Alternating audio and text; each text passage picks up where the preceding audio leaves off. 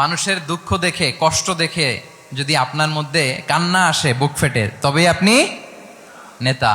তাহলে দয়াদ্র হতে হয় নেতাকে, তাকে দয়ালু হতে হয়, কম্পেশনেট হতে হয়, দয়াদ্র হৃদয়ের হতে হয়।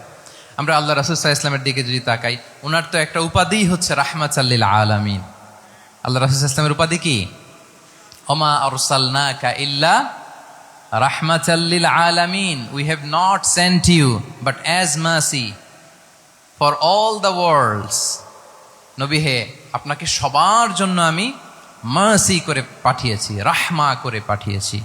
আপনি সবার জন্য রহমত, মানুষের জন্য, ম্যানকাইন্ড, জিনকাইন্ড, অ্যানিমালস, সবার জন্য আপনি রাহমা, মার্সি।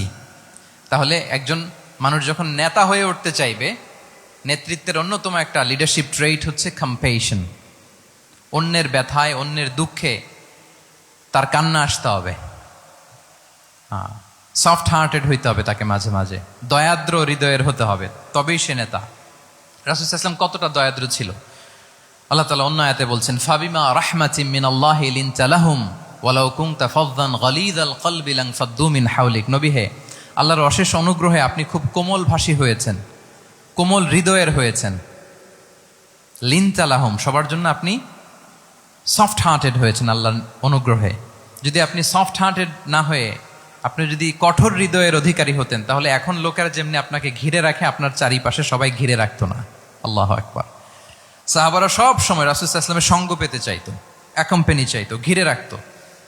এমনকি অনেক সাহাবীর ঘরে ভালো না লাগলে রাসূল সাল্লাল্লাহু আলাইহি ওয়াসাল্লামের কাছে চলে আসতো।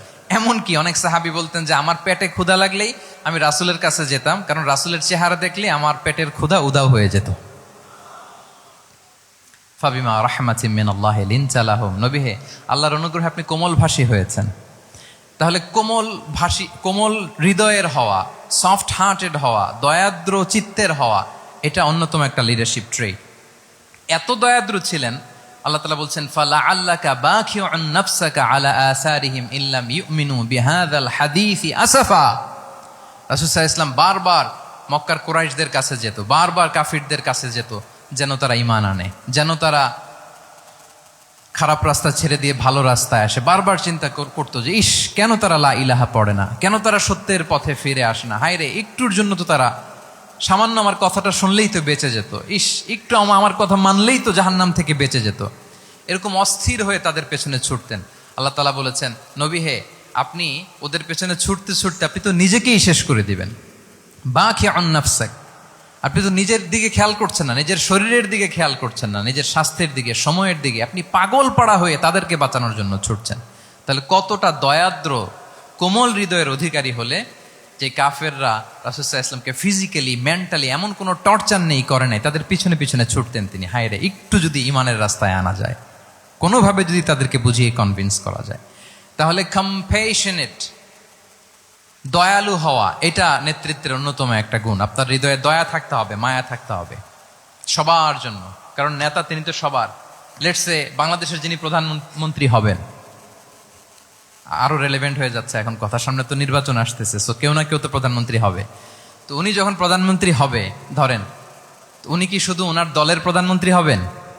তাহলে উনি 18 কোটি মানুষের প্রধানমন্ত্রী হবেন, ঠিক কিনা বলেন? তাহলে সবার জন্য ওনার হৃদয়ে দয়া, ভালোবাসা, এটা থাকার দরকার আছে না নাই? তিনি সবার প্রতি কোমল হৃদয়ের হইতে হবে, দয়াদ্র হইতে হবে। প্রধানমন্ত্রী উনি শুধু নিজ দলের প্রধানমন্ত্রী নন, 18 কোটি মানুষের প্রধানমন্ত্রী। তাহলে সফট হার্টেড হইতে হবে। রাসূল সাল্লাল্লাহু আলাইহি ওয়াসাল্লামের মধ্যে এটা ছিল।